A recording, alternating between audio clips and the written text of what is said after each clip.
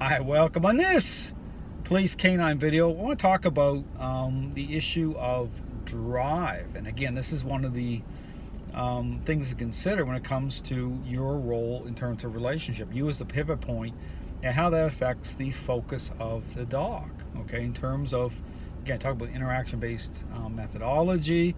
And this even plays into this, this term tracking through drive. And people wonder, I put it in a book and I switched out the word, I replaced the word drive for pack to really emphasize, okay, the role of the handler in terms of dogs as pack animals, a social influence part of what, what is at the core when it comes to impacting the perceptions of dogs, with generating the type of focus, okay, that becomes a extension of the handler, okay, in terms of, being in right relationship, as I call it, but to make sure the dog has the right focus on that which the handler wants the dog to do, okay, versus getting distracted or even with, say, false alerts, okay, making sure, again, to achieve the absolute highest level of focus possible.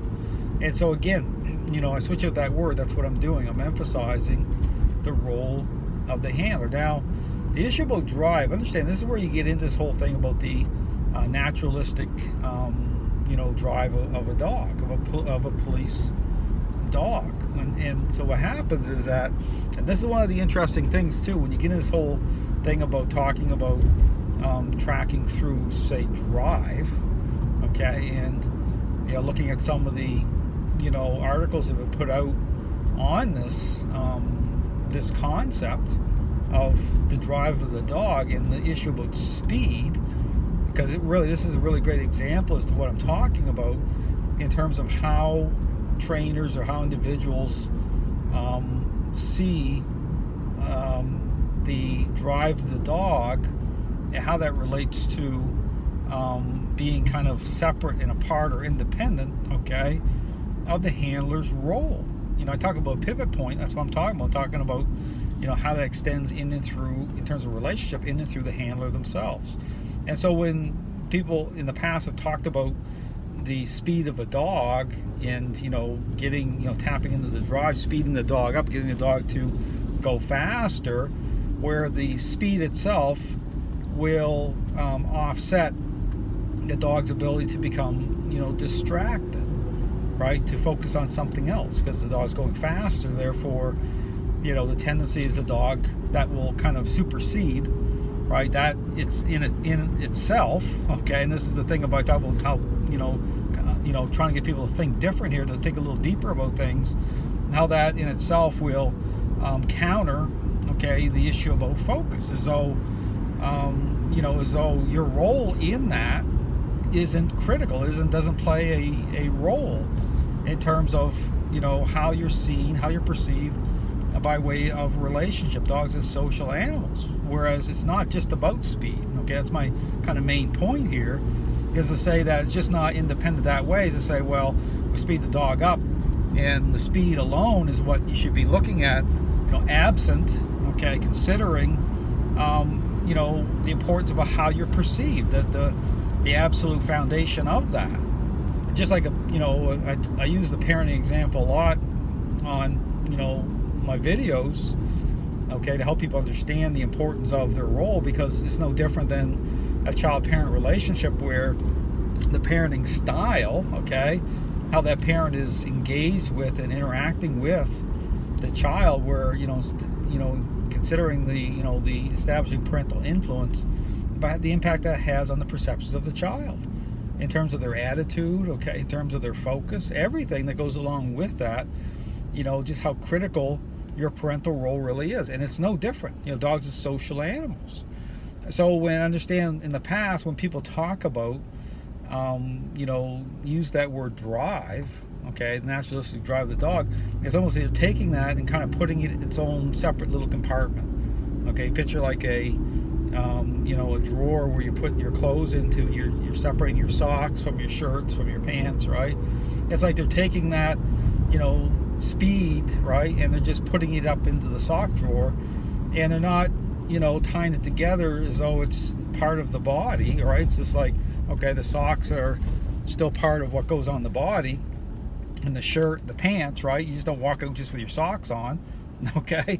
I mean, it's, it all connects, right? And this is the thing that, and I encourage you to read some of the articles on when people are talking about, using that frame of reference tracking through drive and talking about speed, look at what's being said. And it's not to say or do it in a critical way to kind of direct attention towards the author of certain article. It's to help people understand the depth, so that therefore, this is another main point, therefore you're able to see your role more clearly, okay, as it relates to beyond just speeding a dog up and getting a dog's dry. Because here's the thing, is you can have a dog that, and this can happen, I'll talk about, again, this is where I'm putting a lot of video content about getting the foundation right, so you can increase the dog's drive and get that dog really keyed up on on expressing control through protection, through the bite, through agitation work. But then what happens is you're faded out, okay? The dog's mind is jumping such a way where the dog's level of investment with using their nose, okay, to invest properly with using scent, okay, to find or track the individual, the dog, because they're expressing such a higher level of control and you're faded out, start to lift their head up off that track, right? And try to visualize. They're trying to shortcut it, okay? They're trying to get what they want faster, because it's not about you that way. You're not the pivot point at the level you need to be. And that's another kind of great example, something to really think about, as it relates to, okay, it's not just about the drive that way or about speed that way. It's about how it connects to you as a handler to make sure that the dog's perceptions are aligned properly, okay? And so when you get that speed and everything comes together the right way, it's fantastic, okay? You're gonna have the full package, which again I'll talk about as I go through. I'll really break this down for handlers to really help you understand that it's about everything is connected. Your role is absolutely critical, and speed itself is not some sort of independent thing that supersedes the dog's focus levels. Because here's the thing, again, the dog will be going faster, the focus still isn't going to be there because their mind's jumping in such a way, because it is still about relationship. So understand that you have to get the foundation right, okay? You need to connect the dots properly, and this is where, again, talking through, you see I'll be using for tracking the basic track, okay, how to really get that foundation right, but again, through a interaction-based methodology, very specific. But that can also happen through just interacting in various ways. But again, this is about really doing it in a very intentional way, so that you're not kind of caught off guard, or you feel like, okay, something's wrong here.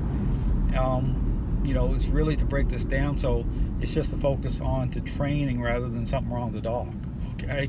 Typically when there's a problem, understand it's not, you have the right ingredients with the dog, it's a training issue, okay? It's not a dog issue. A lot of these things get written off, and again, I'll be talking through all these issues in a really in-depth way to help people really understand the problem here, or the solution, okay, how to really line things up. So again, it's something to think about. Again, it's always about, you hear certain words, certain terms, okay, it's going a little deeper than that to say, okay, what is, how's this really come together? What's your role in the relationship?